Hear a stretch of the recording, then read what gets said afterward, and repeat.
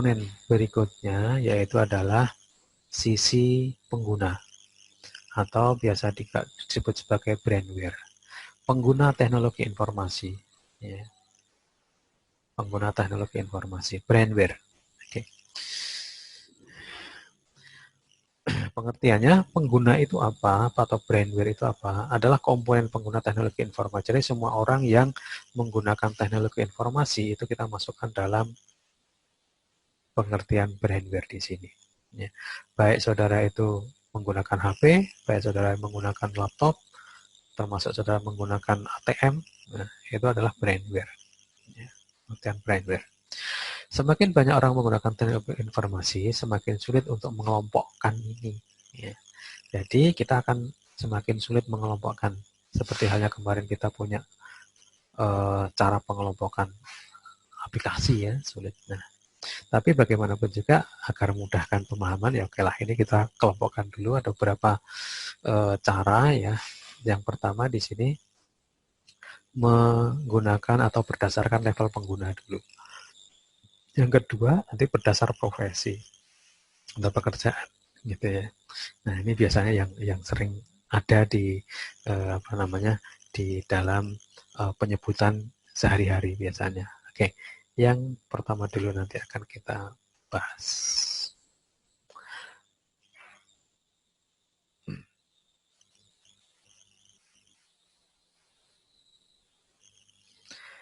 Oke, sekarang kita akan masuk ke pengguna berdasar kelompok levelnya, tingkatannya ya. Berdasarkan tingkat pengguna dikelompokkan menjadi beberapa level ini. Yang pertama yaitu level operator. Operator ya. Yaitu level yang paling rendah, yaitu orang yang menggunakan alat input data, itu namanya operator, mudahnya gitu. Dia bekerja apapun, asal dia menggunakan alat untuk menginputkan data, maka dia disebut sebagai operator. Gitu. Mudahnya seperti itu.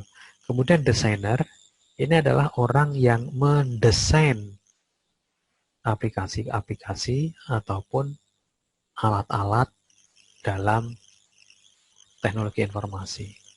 Gitu. Orang bikin program, orang bikin komputer, alat komputer, dan masuklah dalam desainer. Kemudian ada sistem analis. Orang yang melakukan analisis pada sebuah sistem. Sistem. Administrator, ini adalah seorang administrator, manajer sistem. Ya, seorang manajer. Oke. Satu persatu kita akan coba bahas.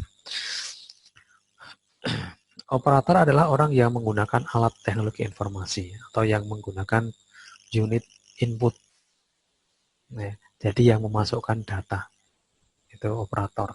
Ya. Atau bahkan sebetulnya bukan hanya unit input, unit output pun juga bisa.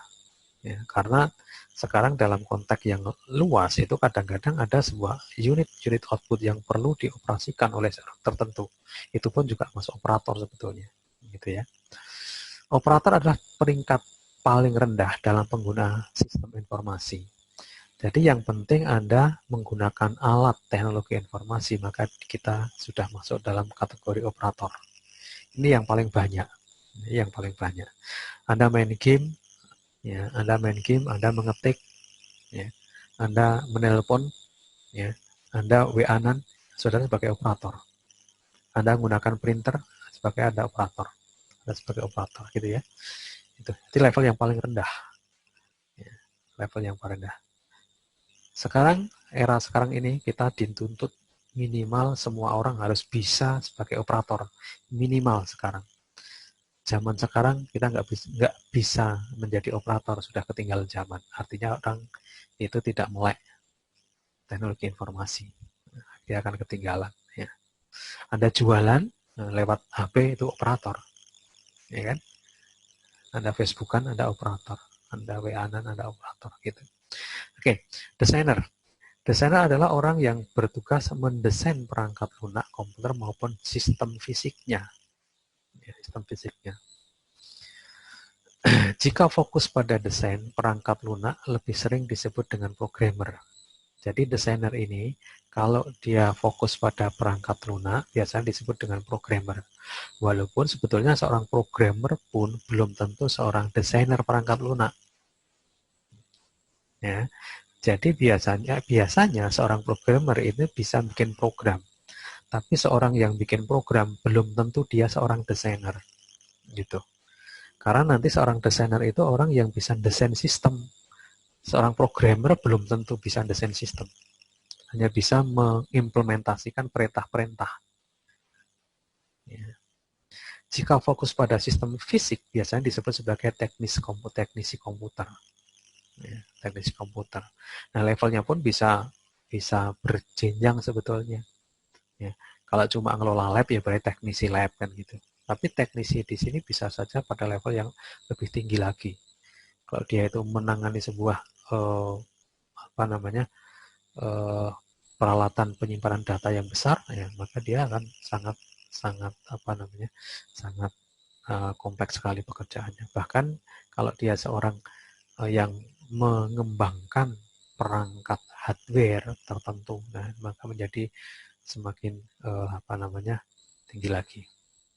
Itu seorang desainer, ya, desainer. Berikutnya sistem analis, ya, sistem analis. Sistem analis adalah orang yang bertugas menganalisa sebuah sistem untuk kemudian dibuat sistem komputerannya. Ya. Seorang sistem analis biasanya adalah seorang yang paham dengan desain. Jadi biasanya seorang sistem analis juga seorang desainer. Ini. Jadi sebelum dibuat sebuah sistem perkomputerannya, biasanya sistem itu akan dianalisis dulu, baru kemudian dirancang sistemnya kayak apa, baru kemudian diimplementasikan. Nah, jadi seorang sistem analis berarti dia seorang desainer. Ya. Kalau tidak seorang desainer, maka dia tidak akan bisa menganalisis sistem. Gitu. Tapi belum tentu juga ya seorang yang apa namanya seorang yang ahli di sistem analis, dia ahli di desain yang lebih spesifik juga belum tentu juga, gitu ya. Nah, biasanya kalau sistem analis dia akan ahli pada apa namanya desain sistemnya, bukan desain hardware tertentu, enggak. Dia pada desain sistemnya, gitu. Administrator adalah orang yang bertugas mengelola sebuah sistem perkomputeran. Ya. Jadi kalau ada sebuah sistem perkomputeran, maka dia akan dikelola oleh seorang administrator. Administrator itu berbeda dengan pegawai administrasi. Ini yang perlu Anda pahami. Pegawai administrasi itu adalah sama dengan operator tadi. Tapi kalau administrator itu berbeda. Ya, administrator itu adalah orang yang bertanggung jawab mengelola sistem. Tapi kalau pegawai administrasi itu ya yang bertugas memasukkan data. Jadi dia operator gitu. Seorang administrator bertanggung jawab berjalannya sistem perkomputeran, bukan sebagai tugas pemasukan data. Ini yang perlu Anda catat ya. Jadi seorang administrator itu tidak bertugas sebagai penginput data bukan. Tapi dia bertanggung jawab berjalannya sistem perkomputeran. Jadi kalau ada sistem perkomputeran itu kok macet, ya, atau ada gangguan, maka yang bekerja adalah seorang administrator, bukan pegawai administrasi. Gitu. Tapi kalau yang memasukkan nilai saudara, yang memasukkan mata kuliah saudara, itu adalah seorang pegawai administrasi, yang mana dia sebagai posisinya sebagai seorang administrator, seorang operator tadi. Itu ya, bedanya di situ. Kalaupun seorang administrator masukkan data, itu biasanya data-data master, biasanya data-data pokok. Jadi sekali atau dua kali dimasukkan sudah, gitu. Sistemnya jalan. Jadi biasanya berhubungan dengan jalannya sistem yang dimasukkan datanya gitu. Jadi bukan sama sekali nggak masukkan data juga enggak, tapi tidak sehari-harinya masukkan data, tidak. Masukkan datanya seorang administrator biasanya sekali atau dua kali, kalau udah jalan sudah biasanya. Itu biasanya terkait dengan setting sistem, ya. Pengaturan sistem. Gitu. Nah, kemudian ada lagi manajer sistem. Manajer sistem adalah orang yang bertanggung jawab terkait dengan pengambilan keputusan dalam kaitannya dengan hasil pengolahan data. Manajer sistem yang apa namanya bertugas ya mengkomunikasikan dengan pimpinan atau direktur terkait dengan hasil dan masalah dalam sistem. Gitu. Jadi manajer sistem ini tugasnya kalau di BHSI itu ya seperti apa namanya saya kebetulan duduk di sana ya diberi tugas di sana. Nah saya sebagai manajer sistem, nah itu saya yang bertugas melaporkan terkait dengan apa namanya hasil dari olahan data pada sistem informasi yang kita punya gitu. Misalkan contoh saja yang barusan saya laporkan ya, kita punya web dalam 1 bulan terakhir ini punya traffic sampai 118.000 traffic web kita. Itu yang khusus Indonesia, dari Indonesia. Nah ini sudah saya laporkan. Mau diambil apa? Nah terkait dengan kebijakan data seperti itu bukan BHSI yang mengambil kebijakan. Itu artinya apa toh? Kalau web kita itu sudah punya traffic setinggi itu, nah kalau itu dikelola, maka apa? Maka kan bisa ditindaklanjuti apakah yang mengakses web kita itu yang sebesar itu adalah para alumni. Ya. Yang alumni itu berapa? Kemudian kalau itu benar alumni, kemudian kita tindak lanjuti kayak alumni SMA mas saya. Alumni SMA itu kemudian kita tindak lanjuti kayak apa? Bagaimana agar dia bisa mendaftar ke Unbida kan begitu. Nah ini adalah terkait dengan policy bagaimana manfaatkan hasil informasi dari sistem informasi yang kita punya. Nah kalau didiamkan saja, ya rugi kita sebetulnya.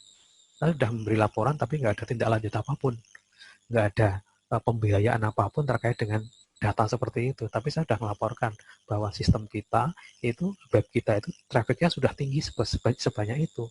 Dari Indonesia saja loh itu. Ya, 118 kalau 118.000 dalam 1 bulan. Gitu. Itu kan udah tinggi. Nah, itu kan seharusnya ditindaklanjuti bagaimana dianalisis atau kemungkinan diapakan sehingga apa? Untuk promosi, misalkan untuk apa, ya, itu yang harus ditindaklanjuti pada pimpinan tentu saja kan gitu. Ya, saya sudah melaporkan. Ini sebagai contoh saja. Oke.